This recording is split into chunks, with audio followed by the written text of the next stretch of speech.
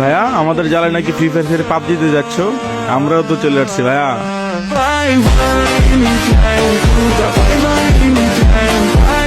হঠাৎ আমিও একদিন অফলাইনে চলে যাব। এভাবে করে 2-1 মাস কেটে যাবে। অনেকের মেসেজ জমা হয়ে থাকবে, কেউ নতুন, কেউ পুরনো। কেউ সালাম দিয়ে রিপ্লাইয়ের অপেক্ষায়, আর কেউ রিপ্লাই না পেয়ে 2-1টা বকাও দিয়ে রাখবে। এরপর বন্ধুদের টাইম লাইনে আচমকা একটা পোস্ট আসবে, এই আইডির মালিক গত এত তারিখে এত সময় ইন্তেকাল করেছেন, তার মাগফিরাতের জন্য সবাই দোয়া করবেন।